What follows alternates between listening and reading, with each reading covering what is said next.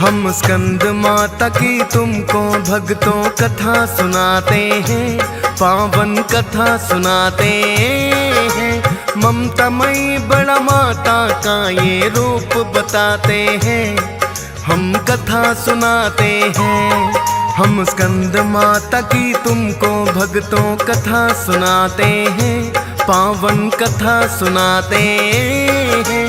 ममतामयी बड़ा माता का ये रूप बताते हैं, हम कथा सुनाते हैं। जब पांचवा हो नवराता इसी रूप को पूजा जाता, जब पांचवा हो नवराता इसी रूप को पूजा जाता। प्रिय भक्तजनों, आज हम आपको नव दुर्गा के पंचम स्वरूप स्कंद माता की कथा सुनाएंगे।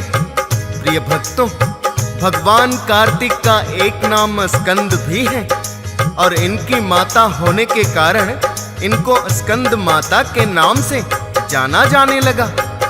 माता अपने इस स्वरूप में भगवान कार्तिक को सदैव अपनी गोद में लिए रहती हैं। तो आइए भक्तों, जानते हैं माता के इस रूप का महात्म्य और कथा।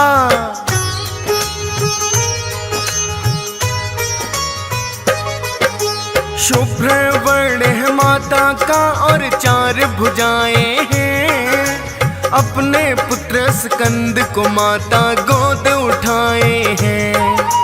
कमल पुष्प भी लिए है माता और कमल है आसन, पद्मासना इन्हें कहा जाए, माँ का सिंह है वाहन। सूर्यमंडल की अधिष्ठात्री देवी यही कहलाए, जिनकी पूजा से भक्तों की पूरी हो इच्छाएं। और यदि एकाग्र मन से इनका ध्यान किया जाए, कांतिमय और तेज अलौकिक उनका मात बनाए। बिना कोई बाधा भवसागर से तर जाते हैं, पावन कथा सुनाते हैं। ममतामयी बड़ा माता का ये रूप बताते हैं, हम कथा सुनाते हैं। जब पांचवा हो नवराता इसी रूप को पूजा जाता, जब पांचवा हो नवराता इसी रूप को पूजा जाता। प्रिय भक्तजनों, माता के इस रूप का ध्यान करने से भक्तों को सद्बुद्धि तो प्राप्त होती ही है, संतान सुख प्राप्ति के लिए भी स्कंद माता की पूजा की जाती है। कहते हैं स्कंद माता की पूजा से बांझ भी संतान उत्पन्न करने में सक्षम हो जाती है। प्रिय भक्तों, आइए जानते हैं इनकी पूजा विधि। प्रातः स्नान आदि से निवृत्त होकर पीले रंग के वस्त्र धारण करें और चौकी पर माता की मूर्ति स्थापित करें। इसके बाद पूजा के दौरान हाथ में लाल पुष्प लेकर देवी स्कंद माता का आवाहन करें। माता की पूजा में इन्हें अक्षत, बतासा, पान, सुपारी, लौंग, धूप, लाल पुष्प अर्पित करें। साथ ही स्कंद माता को केले या हलवे का भोग लगाएं। पूजा के अंत में माता की आरती करें और उनके मंत्रों का जाप करें। मंत्र है, या देवी सर्वभूतेषु स्कंद माता रूपेण संस्थिता, नमस्तस्यै नमस्तस्यै नमस्तस्यै नमो नमः। इस मंत्र का कम से कम 108 बार जाप अवश्य करें। प्रिय भक्तों, माता किस प्रकार अपने भक्तों पर कृपा करती हैं और उनकी हर इच्छा पूर्ण करती हैं, आज हम इसकी एक बड़ी ही प्राचीन कथा सुनाएंगे और एक पौराणिक कथा भी सुनाएंगे कि माता ने किस प्रकार ये रूप धारण किया था।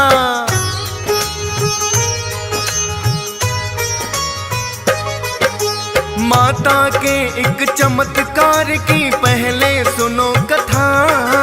सुधर्मा नाम का एक ब्राह्मण किसी नगर में रहता था। शास्त्रों का ज्ञाता है वो तो और बड़ा विद्वान, जिसके कारण सुधर्मा का सब करते थे सम्मान। यज्ञ हवन करवाने के लिए दूर दूर तक जाता, दान और दक्षिणा में धन भी खूब सुधर्मा लाता। निश्चित समय पे माता पिता ने उसका विवाह किया, पत्नी रूप में पाई उसने एक ब्राह्मण कन्या। सुखपूर्वक पति पत्नी जीवन अपना बिताते हैं, पावन कथा सुनाते हैं। ममतामयी बड़ा माता का ये रूप बताते हैं, हम कथा सुनाते हैं। जब पांचवा हो नवराता, इसी रूप को पूजा जाता। जब पांचवा हो नवराता, इसी रूप को पूजा जाता। प्रिय भक्तजनों, इस प्रकार सुधर्मा ब्राह्मण का जीवन बड़े ही सुखपूर्वक व्यतीत हो रहा था। सुधर्मा की पत्नी, जिसका नाम सुनंदा था, बड़ी सुशील और समझदार थी। अपने सास ससुर की खूब सेवा करती थी और अपने पति को भी खूब सम्मान देती थी। सुनंदा को पाकर सुधर्मा भी अत्यंत प्रसन्न था। जो गुण एक आदर्श पत्नी में होने चाहिए, सुधर्मा की पत्नी उन गुणों से परिपूर्ण थी।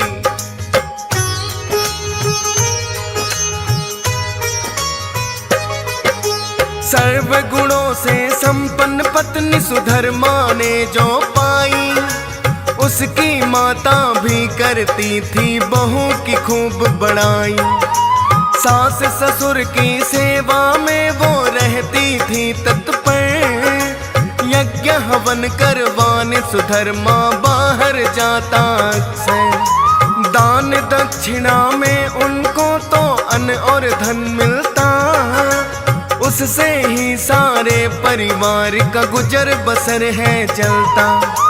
अब तो सुधर्मा के भी विवाह को बीते वर्ष कई, किंतु अब उनके घर ना कोई संतान हुई, जिसके कारण माता पिता चिंतित हो जाते हैं, पावन कथा सुनाते हैं। ममतामयी बड़ा माता का ये रूप बताते हैं, हम कथा सुनाते हैं। जब पांचवा हो नवराता, इसी रूप को पूजा जाता। जब पांचवा हो नवराता, इसी रूप को पूजा जाता। प्रिय भक्तजनों, विवाह के अनेकों वर्षों तक संतान ना होने के कारण सुधर्मा के माता पिता को बड़ी ही चिंता हुई। सुनंदा को भी आस पड़ोस की महिलाएं बांझ कहकर ताने देने लगी। एक दिन सुधर्मा को उसकी माता ने कहा कि हे पुत्र, यद्यपि तुम्हारी पत्नी सर्वगुण संपन्न है, किंतु ये तुम्हें संतान सुख नहीं दे सकती, अतः तुम दूसरा विवाह कर लो। अपनी सास के मुख से ये बात सुनकर सुनंदा की आंखों से अश्रुधारा बह निकली। जब सुधर्मा अपनी पत्नी के कक्ष में आया तो वो अपने पति से लिपट कर रोती हुई कहने लगी,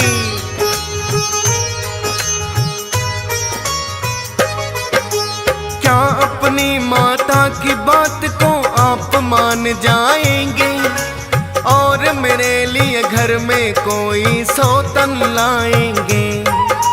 रोती हुई अपनी पत्नी से सुधर्मा ने कहा है, विवाह दूसरा नहीं करूंगा, उसको वचन दिया है।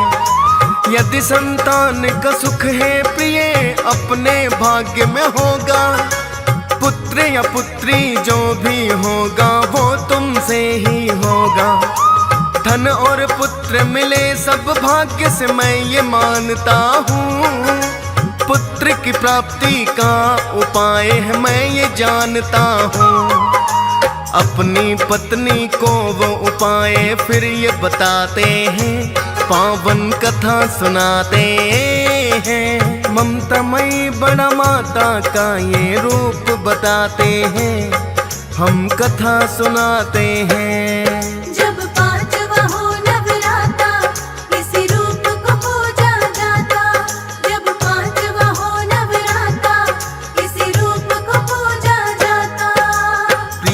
भक्तजनों, क्योंकि सुधर्मा बड़ा ही विद्वान था, वो जानता था कि यदि जीवन में कोई विपदा की घड़ी होती है तो उसका उपाय भी अवश्य ही होता है।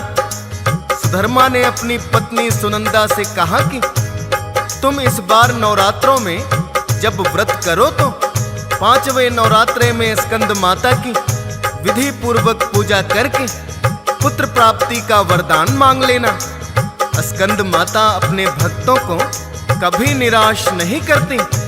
इतना सुनकर सुनंदा बड़ी ही प्रसन्न हुई और उसने निश्चय किया कि अब की बार नवरात्रि में निष्ठा पूर्वक स्कंद माता की पूजा करके उनसे पुत्र प्राप्ति का वरदान प्राप्त कर लेंगी।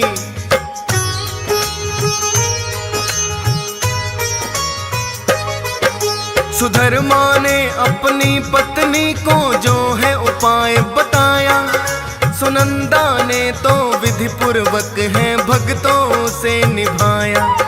स्कंद माता ने फिर तो भक्तों सुन ली उसकी विनती, कुछ ही दिनों पश्चात हो गई है वो गर्भवती। स्कंद माता ने क्योंकि है उसको वरदान दिया, निश्चित समय पे उनके घर में पुत्र का जन्म हुआ। जिसे बांझ कहती थी आस पड़ोस की महिलाएं, पुत्र हुआ तो देने बधाई वो ही घर आए। बांझ को भी माँ की कृपा से पुत्र हो जाते हैं, पावन कथा सुनाते हैं।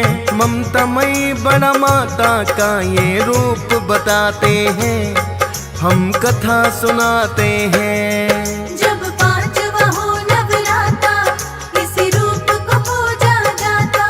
जब 5वां हो नवराता, इसी रूप को पूजा जाता।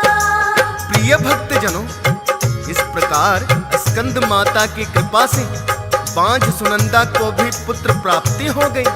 ऐसी कल्याणकारी है स्कंद माता की भक्ति। प्रिय भक्तों, स्कंद माता के इस रूप की अब हम पौराणिक कथा आपको सुनाएंगे। आशा करते हैं आप माता के इस रूप की कथा को श्रद्धा पूर्वक सुनकर पुण्य प्राप्त करेंगे।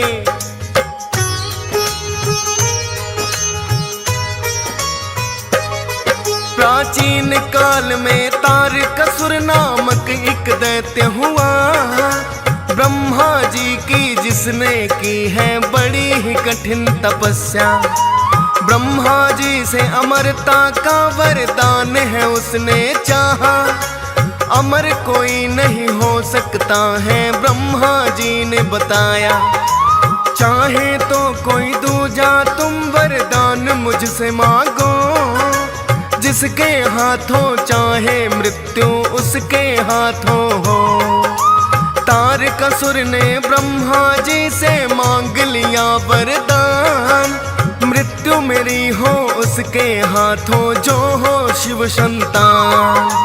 देके यही वरदान ब्रह्मा जी तो चले जाते हैं, पावन कथा सुनाते हैं। ममतामयी बड़ा माता का ये रूप बताते हैं, हम कथा सुनाते हैं। जब 5वां हो नवराता, इसी रूप को पूजा जाता।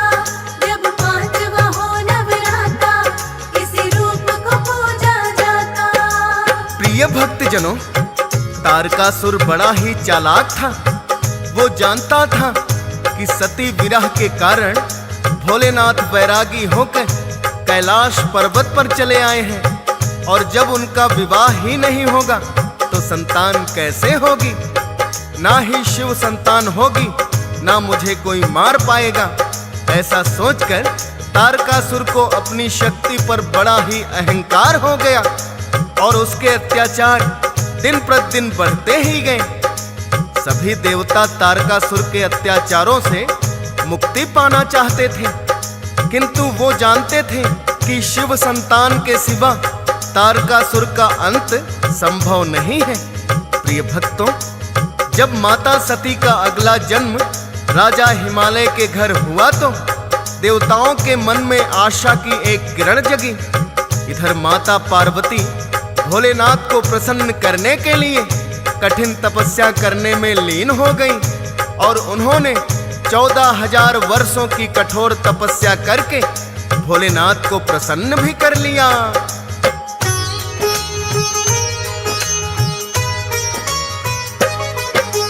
14,000 वर्ष तक की है माँ ने घोर तपस्या, तब जाकर माँ पार्वती शिव का है विवाह हुआ। और प्रथम संतान रूप में कार्तिक हुए उत्पन्न, होगा अंत अवतार कसुर का देव हुए प्रसन्न।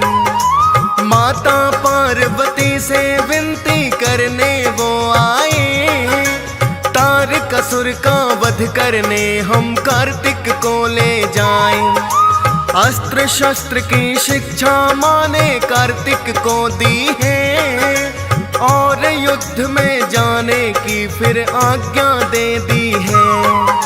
सभी देवता सेनापति कार्तिक को बनाते हैं, पावन कथा सुनाते हैं। ममतामयी बड़ा माता का ये रूप बताते हैं, हम कथा सुनाते हैं। जब पांचवा हो नवराता, इसी रूप को पूजा जाता। जब पांचवा हो नवराता, इसी रूप को पूजा जाता। प्रिय भक्तजनों, इस प्रकार ब्रह्मा जी के वरदान के अनुसार ही भगवान कार्तिकेय के हाथों तारकासुर का वध हुआ। प्रिय भक्तों, भगवान कार्तिकेय का ही नाम स्कंद है, इसलिए इन्हें स्कंद के नाम से भी जानते हैं। प्रिय भक्तों, नवरात्रि के 5वें दिन माँ स्कंद की पूजा अर्चना की जाती है। कहते हैं कि उनकी कृपा से मूढ़मति भी ज्ञानी हो जाता है। सांसारिक जीवों में नव चेतना का निर्माण करने वाली स्कंद माता ही है और अपने ममतामयी रूप के लिए जानी जाती हैं।